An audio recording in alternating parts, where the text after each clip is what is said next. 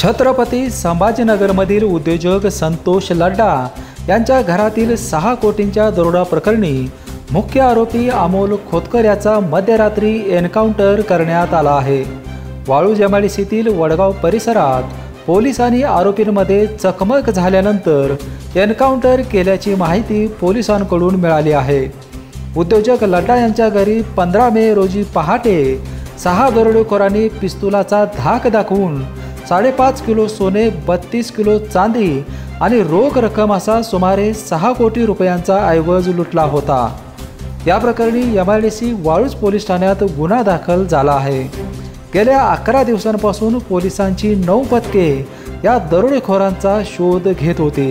यातील 5 आरोपींना अटक झाली असून पोलीस खोतकरच्या शोधात होते। सोमवारी रात्री आरोपी अमोल खोतकर वडगाव जवळील एका हॉटेलमध्ये येणार असल्याची माहिती मिळाली। पोलीस मध्यरात्री 12:30च्या सुमारास खोतकरला पकडण्यासाठी गेल्यानंतर त्याने पोलिसांच्या अंगावर गाडी घालण्याचा प्रयत्न केला। यावेळी झालेल्या चकमकीत पोलिसांनी अमोल खोतकरचा एन्काउंटर केला आहे। बीपीएन ब्युरो न्यूजसाठी विजय यशपुत्र।